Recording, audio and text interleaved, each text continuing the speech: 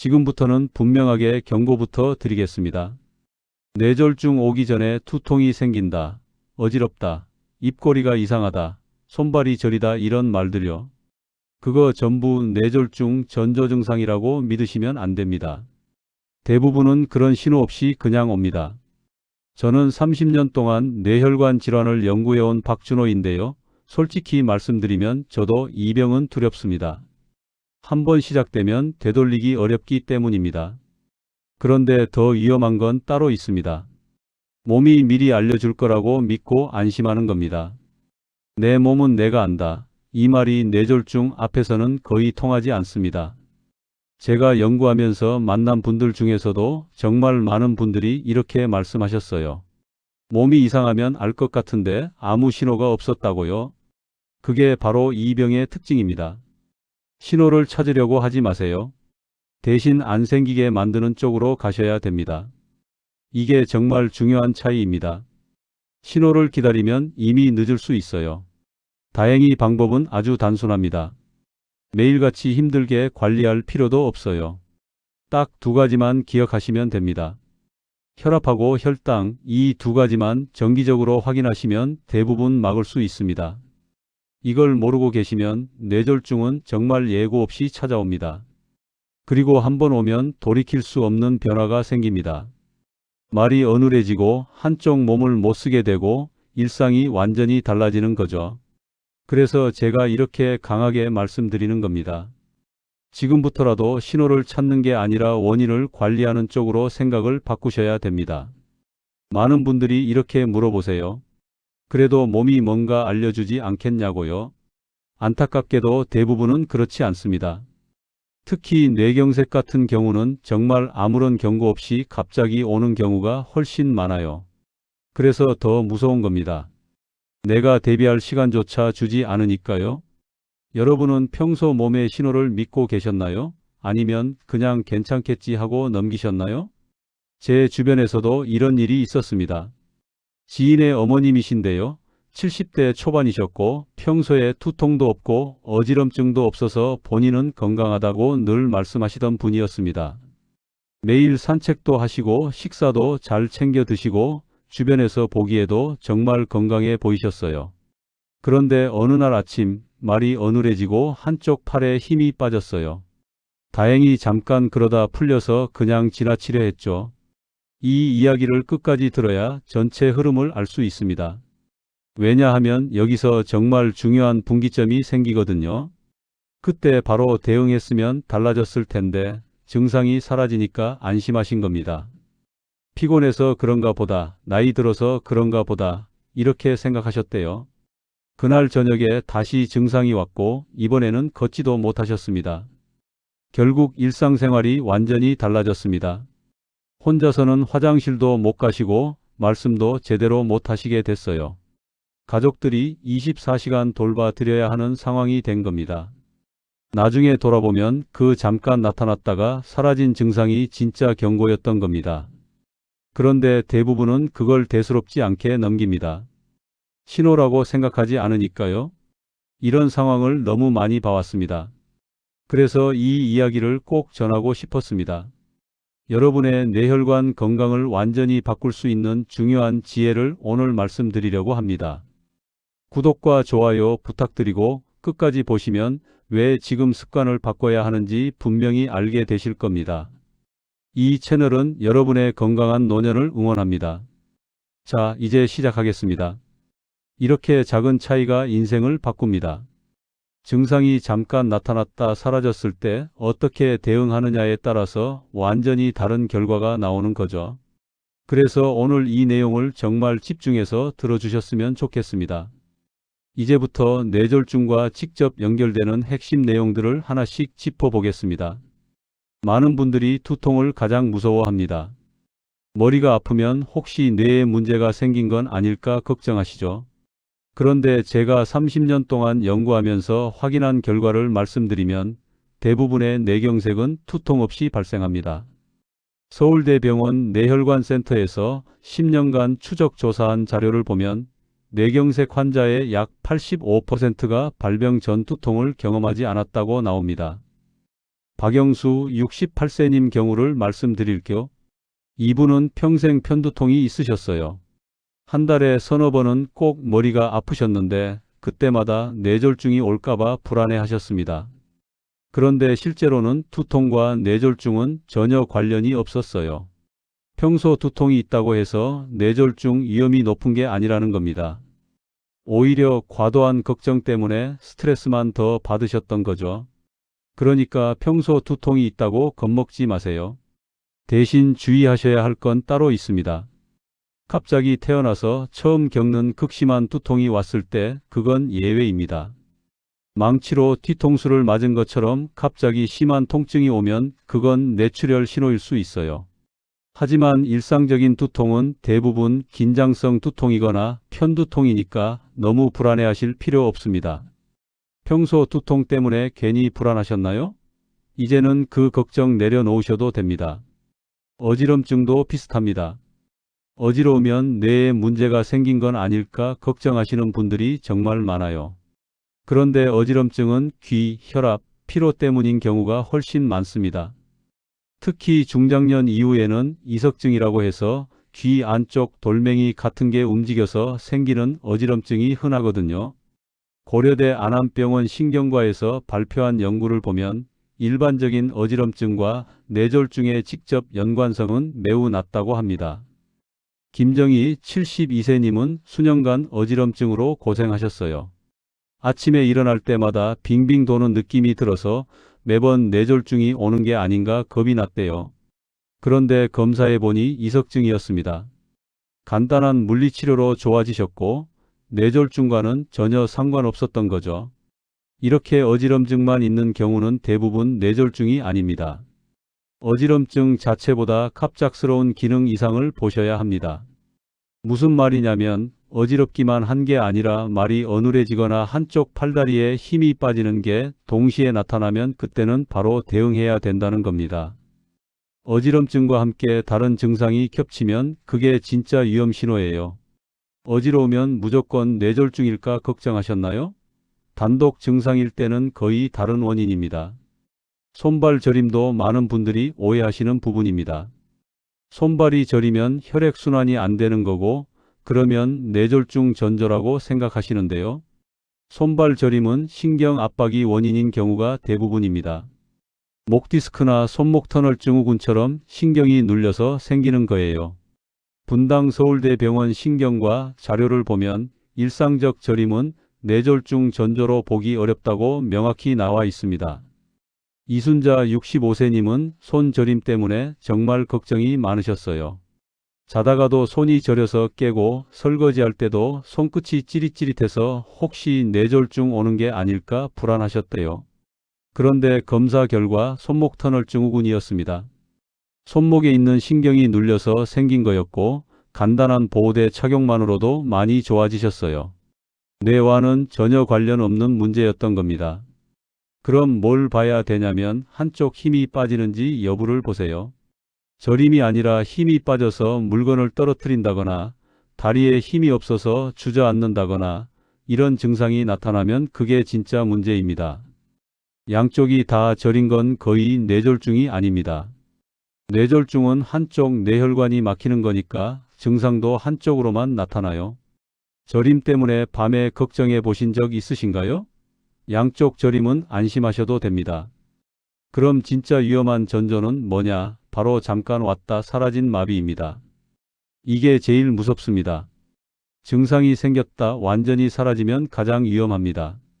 서울 아산병원 뇌졸중센터에서 발표한 연구를 보면 일시적으로 증상이 나타났다 사라진 경우 48시간 이내 재발 확률이 약 40%나 된다고 합니다. 거의 절반 가까이가 이틀 안에 다시 증상이 오는 거예요. 최영호 74세님 경우가 딱 그랬습니다. 아침에 갑자기 말이 안 나왔대요. 뭔가 하고 싶은 말이 있는데 입 밖으로 안 나오는 거죠. 그런데 10분쯤 지나니까 다시 괜찮아지셨어요. 그래서 피곤해서 그런가 보다 하고 그냥 집에 계셨습니다. 그날 저녁에 다시 똑같은 증상이 왔고 이번에는 회복이 안 됐어요. 결국 말을 못하게 되셨습니다. 이게 전형적인 패턴입니다. 일시적 뇌허혈 발작이라고 하는데 뇌혈관이 잠깐 막혔다가 다시 뚫리는 거예요. 그러면 증상이 사라지니까 안심하게 되죠. 그런데 그게 진짜 경고입니다. 곧 완전히 막힐 거라는 신호인 거예요. 사라졌어도 반드시 바로 응급실로 가셔야 합니다. 괜찮아졌다고 집에 있으면 절대 안 됩니다. 증상이 사라지면 안심하시나요? 그게 가장 위험한 순간입니다. 그럼 뭘 봐야 되는지 정리해 드릴게요. 얼굴, 말, 팔다리 변화, 이 세 가지만 기억하셔도 충분합니다. 첫째, 얼굴이 한쪽으로 돌아가는지 보세요. 웃어보라고 했을 때 한쪽 입꼬리만 안 올라가면 문제입니다. 둘째, 말이 어눌한지 확인하세요. 간단한 문장을 따라 해보라고 했을 때 발음이 꼬이면 의심해야 됩니다. 셋째, 팔다리에 힘이 빠지는지 보세요. 양팔을 앞으로 쭉 뻗어보라고 했을 때 한쪽만 떨어지면 바로 응급 상황입니다. 대한뇌졸중학회에서 권장하는 이 세 가지 체크법은 정말 중요합니다. 빠른 대응이 후유증을 크게 줄입니다. 골든타임이라는 게 있어요. 증상 시작 후 3시간 이내에 치료받으면 회복 가능성이 훨씬 높아집니다. 오미경 69세님은 이 원칙을 알고 계셨어요. 갑자기 말이 어눌해지고 오른팔에 힘이 빠지자마자 바로 119에 전화하셨습니다. 30분 안에 응급실 도착했고 1시간 만에 치료 시작했어요.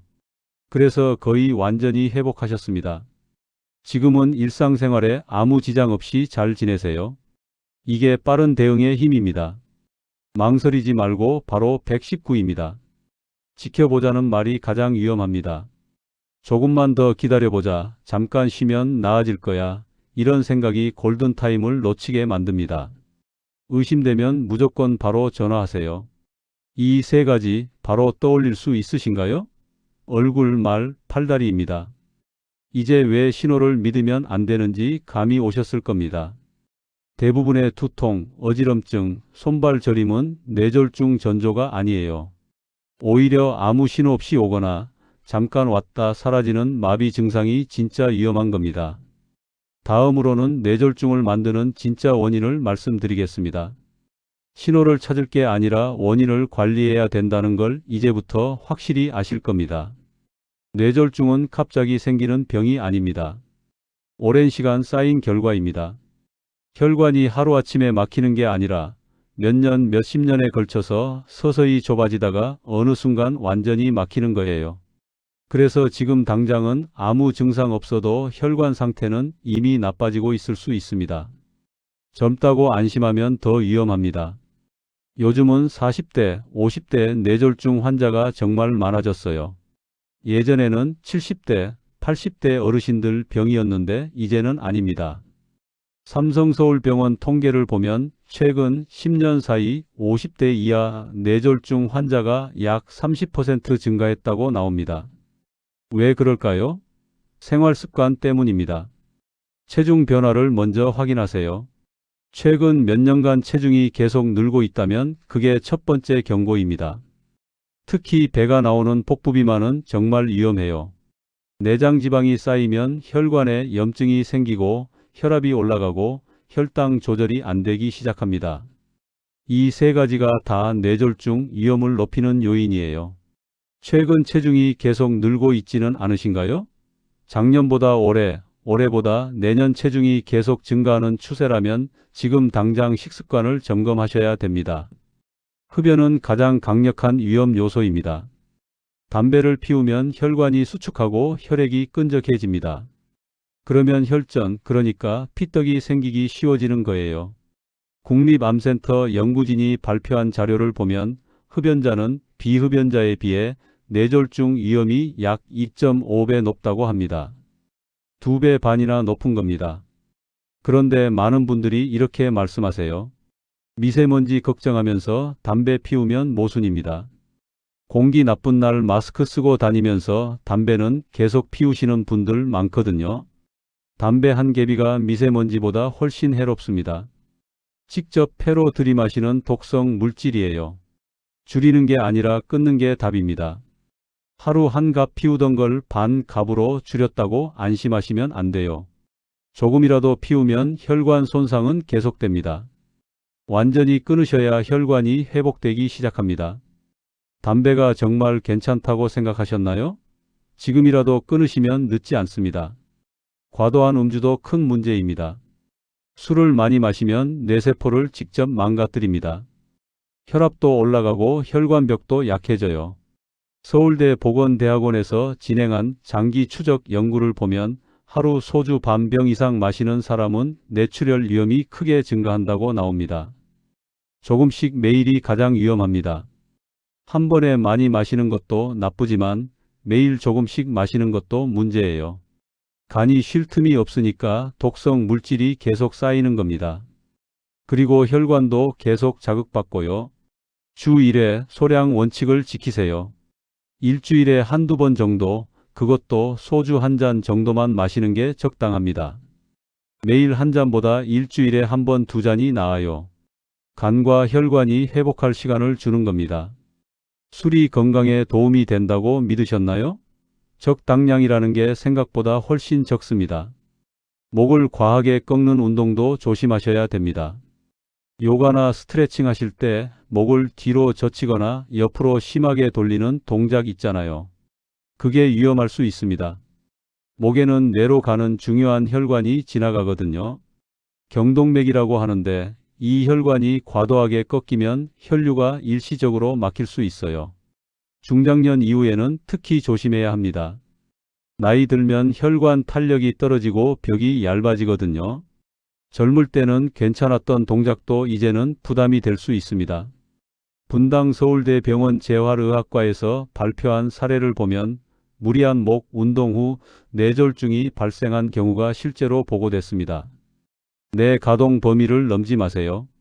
스트레칭 할 때 통증이 느껴지는 지점까지 무리하게 늘리지 마시고 편안한 범위 내에서만 움직이세요. 목을 돌릴 때도 천천히 부드럽게, 절대 급하게 꺾지 마세요. 목 스트레칭 과하게 하고 계신가요? 부드럽게, 천천히가 원칙입니다. 혈압 관리는 매일 해야 됩니다. 집에서 아침 저녁으로 재보세요. 혈압계 하나만 있으면 됩니다. 수축기 혈압 140 이상, 이완기 혈압 90 이상이면 관리가 필요합니다. 대한고혈압학회 기준입니다. 꾸준히 재면서 변화를 확인하시는 게 중요해요. 혈당도 정기적으로 확인하세요. 1년에 한 번은 꼭 검사 받으시고 공복 혈당 100 이상이면 주의하셔야 됩니다. 당뇨 전 단계부터 이미 혈관 손상이 시작되거든요. 콜레스테롤 수치도 같이 보세요. 이 세 가지 혈압, 혈당, 콜레스테롤이 뇌졸중의 3대 위험 요인입니다. 잠을 충분히 자는 것도 정말 중요합니다. 수면 부족은 혈압을 올리고 스트레스 호르몬을 증가시켜요. 최소 6시간, 가능하면 7시간 이상 주무세요. 잠자는 동안 혈관이 회복되고 뇌가 정리됩니다. 이제 마지막으로 오늘 내용 정리해 보겠습니다. 잘못된 상식은 몸이 미리 알려줄 거라는 믿음입니다. 두통 있으면 뇌졸중 온다, 어지러우면 위험하다, 손발 저리면 전조다, 이런 생각들이 다 잘못된 겁니다. 대부분은 아무 신호 없이 갑자기 옵니다. 신호를 기다리다가 골든타임을 놓치는 거예요. 올바른 관리는 신호를 기다리지 않는 것입니다. 증상 나타나기 전에 원인부터 관리하는 겁니다. 혈압, 혈당, 콜레스테롤 이 세 가지만 정기적으로 확인하고 정상 범위로 유지하면 뇌졸중 위험은 크게 줄어듭니다. 서울 아산병원 예방의학과 연구팀이 20년간 추적 조사한 결과를 보면 이 세 가지를 잘 관리한 사람은 뇌졸중 발생률이 약 70% 낮았다고 합니다. 관리하지 않으면 어느 날 갑자기 쓰러질 수 있고 한쪽 몸을 못 쓰게 되고 말을 못하게 되고 혼자서는 일상생활이 불가능해집니다. 가족들에게도 큰 부담이 되죠. 24시간 누군가 옆에서 돌봐줘야 되는 상황이 되는 겁니다. 이게 뇌졸중이 무서운 이유입니다. 생명은 건지더라도 삶의 질이 완전히 달라져요. 제대로 관리하면 충분히 막을 수 있습니다. 저는 30년간 이 분야를 연구하면서 정말 많은 사례를 봤는데요. 꾸준히 관리한 분들은 80대, 90대가 되어도 건강하게 잘 지내십니다. 혈압약 드시면서 규칙적으로 운동하고 식사 조절하고 정기검진 받으시는 분들은 뇌졸중이 거의 안 생겨요. 오늘 당장 하실 건 딱 하나입니다. 집에서 혈압을 재고 1년에 한 번 당과 콜레스테롤을 확인하세요. 혈압계는 약국에서 3만 원이면 살 수 있습니다. 매일 아침 일어나서 한 번, 저녁 자기 전에 한 번 이렇게 재면서 기록해 보세요. 수첩에 적어도 되고 휴대폰 메모에 남겨도 됩니다. 혈당하고 콜레스테롤은 가까운 곳에서 검사 받으시면 됩니다. 공복 8시간 후에 가서 피 조금 뽑으면 나와요. 결과 나오면 정상인지 확인하시고 높으면 바로 관리 시작하시면 됩니다. 이것만으로도 뇌졸중과 치매 위험은 크게 달라집니다. 정말입니다. 복잡한 거 없어요. 매일 혈압 재고 1년에 한 번 혈액 검사하고 이게 전부입니다. 여기에 금연하시고 과음 안 하시고 적당히 움직이시면 거의 완벽합니다. 특별한 영양제나 비싼 치료가 필요한 게 아니에요. 기본을 지키는 게 가장 강력합니다. 다음 영상에서는 뇌졸중 이후 삶이 어떻게 달라지는지 그리고 후유증을 최소화하는 방법을 말씀드리겠습니다. 만약 증상이 나타났을 때 어떻게 대응해야 되는지, 응급실에서는 어떤 치료를 받는지, 재활은 어떻게 진행되는지 이런 실질적인 내용들을 자세히 다룰 예정입니다. 미리 알아두시면 막상 그런 상황이 왔을 때 당황하지 않고 대처하실 수 있어요. 오늘 내용 여러분께 얼마나 와닿으셨나요? 공감되셨다면 댓글로 한 줄 남겨주세요. 혈압 관리 시작하겠다, 금연 도전하겠다, 뭐든 좋습니다. 작은 다짐 하나가 여러분의 건강한 노년을 만들어갈 겁니다.